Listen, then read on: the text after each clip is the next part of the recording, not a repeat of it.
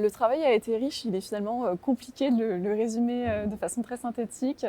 On a fait beaucoup de travail finalement lié à l'improvisation, à l'écoute, au lâcher-prise, à la capacité à pitcher un texte, à être pertinent, à avoir un impact, à montrer une cohésion de groupe. Il y a trois principaux axes de travail que j'ai expérimenté avec Sylvie. Un premier qui est sur la prise de recul, l'introspection et le travail sur ses émotions.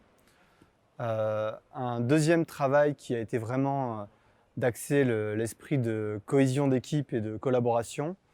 Et enfin, un dernier travail de communication, de nous apprendre à préparer un discours et aussi à mettre en place du storytelling, raconter une histoire quand on fait un discours. J'ai travaillé du coaching individuel, du coaching sur des projets et du coaching avec des équipes. Je dirais que ce travail de coaching, ça apporte deux choses. Ça apporte effectivement d'un point de vue individuel et ça apporte aussi d'un point de vue collectif. Individuellement, je pense que ça m'a appris à mieux me connaître, à mettre parfois des mots sur des ressentis ou sur des choses auxquelles je pensais. Souvent, on met des masques au travail pour se protéger ou pour faire bien. Ouais. Et dans le coaching, déjà avec ceux avec qui on est, réussir à être naturel, ça fait qu'on s'exprime avec ses propres mots. On prend la main on s'approprie plus facilement les sujets et le quotidien au travail. Les outils qu'on a pu aborder lors des différentes séances m'ont appris que pouvoir être proche de soi-même permettait d'appréhender un grand nombre de situations lors de réunions avec des fournisseurs, de salons ou même dans la vie quotidienne de l'entreprise. Alors pour moi, ça m'a permis de mettre des mots à des intuitions, sur des intuitions. Par exemple, toute la vérité se perçoit. C'est-à-dire que si on ne croit pas en quelque chose, si on n'adhère pas à la chose, l'autre interlocuteur le pressent. Moi, les expériences que j'avais eues avant au travail, c'est tu viens pour faire tes missions, le cadre impose un certain formalisme et tu ne peux pas complètement être qui tu es.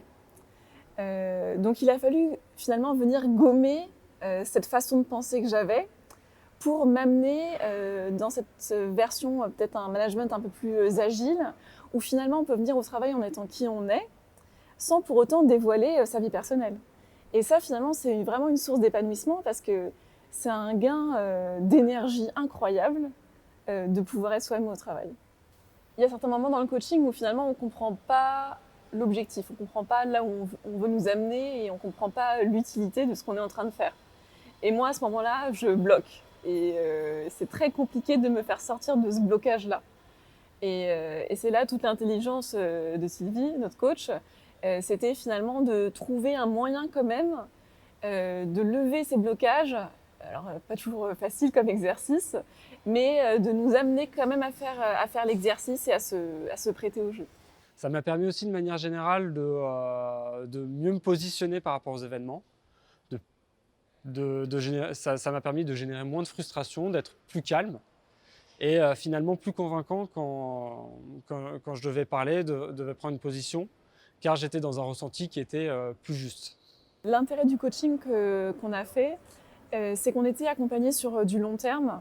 C'est pas quelque chose du ponctuel comme un team building où on va venir le temps d'une journée faire plein d'activités ensemble. Là, le fait de s'inscrire dans une continuité, d'avoir un rythme, une cadence, ça permet vraiment d'avoir une évolution sur du long terme et de garder les bénéfices du coaching aussi sur du long terme. C'est cette régularité vraiment qui a fait que on a tous progressé parce qu'on n'a jamais relâché la bonne tension et on progressait et on avançait comme dans un escalier. Ça nous a permis, marche après marche et d'une manière régulière, de construire notre équipe, puis de construire notre manière d'être avec les autres, d'interagir avec d'autres équipes. Ponctuellement, pouvoir revenir sur ses défauts, qualités et de pouvoir les travailler dans le temps.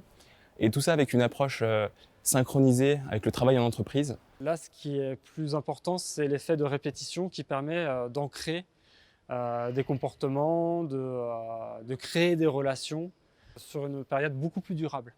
C'est ça qui est fondamental. On est arrivé avec des idées totalement loufoques en disant « bon voilà, il faut qu'on fasse un budget, est-ce que tu peux nous aider ?» Alors là, d'entrée de jeu, tout le monde a rigolé. Hein. Parce que pourquoi on fait appel à Sylvie pour un budget? C'est pas son métier, elle n'est pas expert comptable, c'est pas du tout son truc. Mais là où elle nous a aidés, c'est que elle nous a structuré la méthodologie. Et donc du coup, elle nous a vraiment accompagnés pour marketer en réalité notre budget. Et le jour où on l'a fait, notre directeur général nous a dit oh, c'était d'une fluidité incroyable, j'ai tout compris. Et là, c'était vraiment une victoire parce qu'on a présenté à 8 un budget, ça a été hyper bien perçu et puis toutes les idées qu'on a données ont été retenues.